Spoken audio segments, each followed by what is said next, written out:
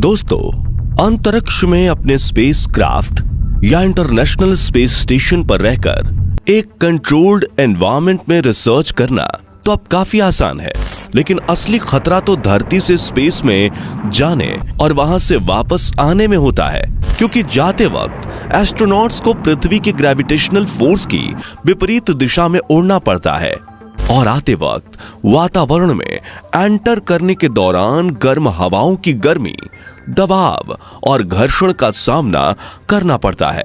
और इस दौरान हुई एक भी छोटी सी गलती भी स्पेसक्राफ्ट में सवार अंतरिक्ष यात्रियों की जान तक ले सकती है। इसलिए एस्ट्रोनॉट्स के साथ कई एक्सपर्ट्स का ग्राउंड क्रू इस बात का ख्याल रखता है कि टेक ऑफ और लैंडिंग सही से हो जाए।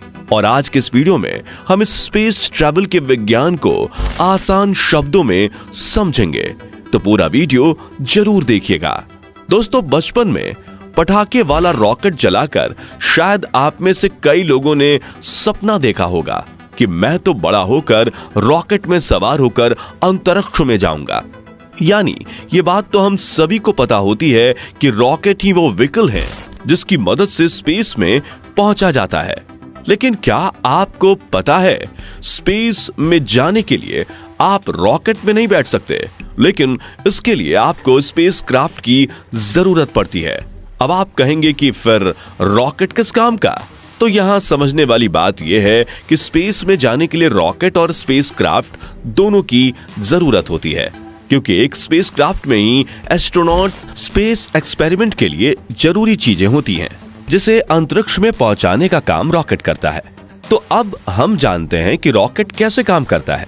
इस प्रक्रिया को समझने के लिए आइए सबसे पहले जानते हैं कि आखिर रॉकेट काम कैसे करता है। तो दोस्तों, आपने स्कूल में न्यूटन का थर्ड लॉ ऑफ मोशन तो जरूर पढ़ा होगा, जिसके मुताबिक हर एक्शन का एक इक्वल एंड अपोजिट रिएक्शन होता है। जैसे जब गन से बुलेट फायर की जाती है तो बंदूक से गोली पर आगे की ओर एक्सेलरेशन फोर्स लगता है और गोली भी बंदूक पर पीछे की ओर बराबर फोर्स लगाती है, जिसे रिकॉइल फोर्स कहा जाता है, जिस वजह से बंदूक चलाने वाले व्यक्ति के कंधे पर एक झटका लगता है।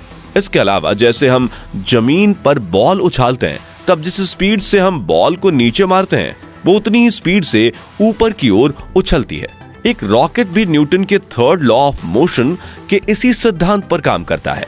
ढेर सारे ईंधन का कंबंशन से रॉकेट थ्रस्ट पैदा करता है, जिसके इस्तेमाल से वो जमीन से उठता है और पृथ्वी के गुरुत्वाकर्षण बल की विपरीत दिशा में आगे बढ़ता है। यहाँ गौर करने वाली बात यह है कि लॉन्च पैड से निकला ये गोलाकार यान रॉकेट नहीं होता, बल्कि उसके पास में लगे इन ट्विन इंजेक्शन को रॉकेट कहा जाता है, जिसका काम सिर्फ अपने पेलोड को स्पेस में पहुंचाना होता है।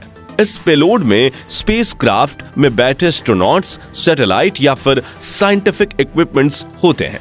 दुनिया में मौजूद हर इंजन की तरह रॉकेट को भी काम करने के लिए ईंधन की जरूरत होती है।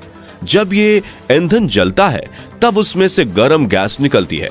अपनी सीधी बनावट की वजह से रॉकेट इंजन इन गैसों को नीचे की ओर छोड़ता है, जिससे एक धक्का यानी थ्रस्ट पैदा होता है और रॉकेट हवा में उड़ने लगता है।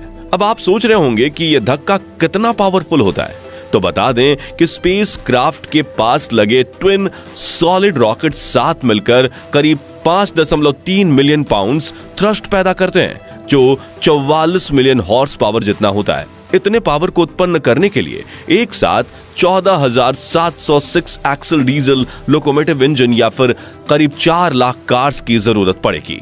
साथियों, एक रॉकेट और एरोप्लेन के इंजन में सबसे बड़ा फर्क ये होता है कि एरोप्लेन को अपने फ्यूल को जलाने के लिए हवा में मौजूद ऑक्सीजन की जरूरत होती है, वहीं दूसरी तरफ ये रॉकेट को स्पेस में उड़ना होता है, इसलिए ये ईंधन को जलाने के लिए जरूरी ऑक्सीडाइजर्स अपने साथ लेकर उड़ता है, ताकि इसके इंजन को बाहर से ऑक्सीजन लेने की जरूरत ना पड़े। एक रॉकेट के इंजन में मुख्यतः 2 प्रकार के ईंधन का प्रयोग किया जाता है, liquid fuelled and solid fuelled. इस फ्यूल को ले जाने के लिए स्पेसक्राफ्ट और रॉकेट इंजन के साथ एक एक्सटर्नल फ्यूल टैंक जुड़ा होता है और स्पेसक्राफ्ट को पृथ्वी के वातावरण से बाहर स्पेस में सही जगह पर पहुंचाने के बाद रॉकेट स्पेसक्राफ्ट से अलग हो जाते हैं और यहां से स्पेसक्राफ्ट अपने आगे की जर्नी पर निकल जाता है। शायद इस एक्सप्लेनेशन से आप रॉकेट के काम करने की प्रक्रिया के बारे में तो समझ चुके होंगे। चलिए बढ़ते हैं स्पेसक्राफ्ट की तरफ। साथियों, एक स्पेसक्राफ्ट एरोप्लेन की तरह ही होता है। जिसमें एस्ट्रोनॉट्स के रहने, खाने पीने और सोने के लिए जरूरी सभी फैसिलिटीज उपलब्ध होती हैं। एक हवाई जहाज की कॉकपिट की तरह ही स्पेसक्राफ्ट के आगे के हिस्से में इसका पूरा कंट्रोल सिस्टम लगा रहता है, जिसमें बैठकर पायलट एस्ट्रोनॉट स्पेसक्राफ्ट को कंट्रोल कर सकते हैं। साथियों, जैसा कि हमने आपको बताया कि रॉकेट स्पेसक्राफ्ट को अंतरिक्ष में पहुंचाकर उससे अलग हो जाता है। इसके बाद पायलट एस्ट्रोनॉट्स के हाथ में अपने स्पेसक्राफ्ट का कंट्रोल आता है और वो स्पेसक्राफ्ट उड़ाकर क्रू मेंबर्स को अंतरिक्ष में जरूरी जगह पर ले जाते हैं, क्योंकि इससे पहले तो ग्राउंड पर बैठी नेविगेशन टीम ही इस लॉन्च को कंट्रोल कर रही होती है। इस स्पेसक्राफ्ट में एडवांस टेक्नोलॉजी की मशीन्स लगी होती हैं, जिसका इस्तेमाल करके एस्ट्रोनॉट्स अंतरिक्ष में एक्सपेरिमेंट करते हैं। इस स्पेसक्राफ्ट और रॉकेट के लॉन्च के लिए तीसरी जो जरूरी चीज होती है वो है लॉन्च पैड। आप भी जानते हैं कि इतनी ज्यादा हीट छोड़ने वाले रॉकेट को बिल्डिंग की छत से तो उड़ाएंगे नहीं, इसलिए स्पेशली लॉन्च पर्पस के लिए डिजाइन किया जाता है लॉन्च पैड।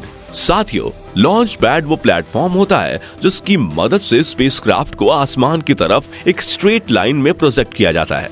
अब पेलोड जितना ज्यादा होता है, लॉन्च के स्टेजेस उतने ही ज्यादा होते हैं। इस लॉन्च पैड पर रॉकेट और स्पेसक्राफ्ट के सेटअप होने के बाद इसे नेविगेशन टीम स्पेस सेंटर में बैठकर आसानी से कंट्रोल कर सकती है। ठीक वैसे ही जैसे आपने मूवीज में कैमरे में बैठे वैज्ञानिक को लॉन्च के वक्त 5, 4, 3, 2, 1 लॉन्च कहते हुए सुना होगा। दोस्तों, अभी उतनी टेक्नोलॉजी डेवलप नहीं कर पाई कि एस्ट्रोनॉट पृथ्वी से ज्यादा दूर जा पाए, इसलिए वो पृथ्वी के आसपास ही अंतरिक्ष में अपने एक्सपेरिमेंट्स परफॉर्म करते हैं और कई बार एस्ट्रोनॉट्स के स्पेस शटल सीधा इंटरनेशनल स्पेस स्टेशन पर जाकर लैंड करते हैं, जहां पर उनके रहने, खाने पीने और सोने से लेकर एक्सपेरिमेंट के लिए मॉडर्न इक्विपमेंट्स सब कुछ मौजूद होता है।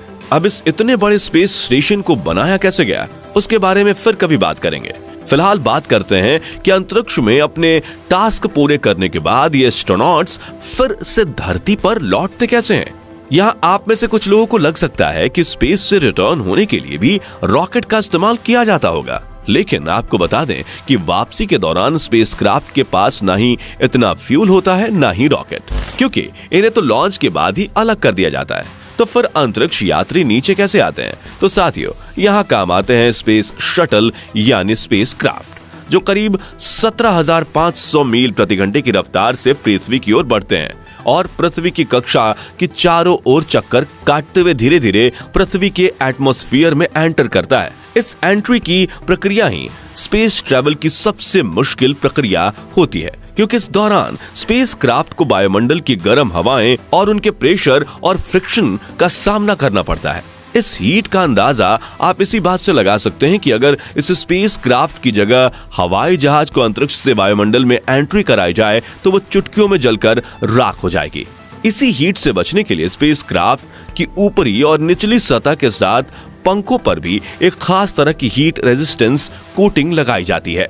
दोस्तों, आपको ये जानकर हैरानी होगी कि 2003 में जिस कोलंबिया स्पेस शटल में कल्पना चावला और कुछ अन्य एस्ट्रोनॉट सवार होकर पृथ्वी पर आ रहे थे, लॉन्च के दौरान उसके एक पंख से ये हीट रेजिस्टेंस कोटिंग उखड़ गई थी, जिस वजह से वायुमंडल की गर्मी ने अंतरिक्ष यात्रियों के साथ पूरे स्पेसक्राफ्ट को ही कुछ पलों में जलाकर राख कर दिया था।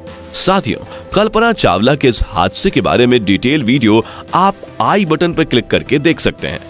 खैर, जैसे जैसे ये स्पेसक्राफ्ट पृथ्वी के वातावरण में दाखिल होकर धरती की ओर बढ़ने लगता है, वैसे वैसे ये जमीन के पैरेलल उड़ने लगता है और फिर आता है लैंडिंग का समय, जो पायलट एस्ट्रोनॉट के लिए चुनौती से कम नहीं होता, क्योंकि हवाई जहाज की तरह ही स्पेसक्राफ्ट को भी एयरपोर्ट के रनवे पर ही लैंड कराया जाता है और लैंडिंग के दौरान इसके नीचे की ओर लगे पहिए खुल जाते हैं। लेकिन एक एरोप्लेन के मुकाबले स्पेसक्राफ्ट की स्पीड काफी ज्यादा होती है, इसलिए लैंडिंग के दौरान रफ्तार कम करने में मदद करने के लिए इसमें पीछे की ओर एक पैराशूट भी खुल जाता है। हालांकि अपोलो, जेमिनी, सोयूज और मर्क्यूरी जैसे कुछ स्पेसक्राफ्ट की लैंडिंग समुद्र में भी कराई गई थी, लेकिन इससे स्पेसक्राफ्ट के पानी में डूबने का खतरा बना रहता है, इसलिए अब इस तरह की लैंडिंग नहीं करवाई जाती। तो इस प्रकार आपने जाना कि अंतरिक्ष में जाने और वापस आने की प्रक्रिया में कितनी भारी चुनौतियों का सामना करना पड़ता है। खैर, स्पेसक्राफ्ट की लॉन्चिंग और लैंडिंग में से आपको कौन सी प्रोसेस सबसे ज्यादा मुश्किल लगी? कमेंट करके जरूर बताइए। तो फ्रेंड्स, आज के वीडियो के लिए बस इतना ही। अगर आपको ये वीडियो पसंद आया हो तो इसे लाइक और शेयर करें। ऐसे ही इंपॉर्टेंट और नॉलेज वाले वीडियोस के लिए इस चैनल को सब्सक्राइब और फेसबुक पेज को फॉलो जरूर करें। धन्यवाद।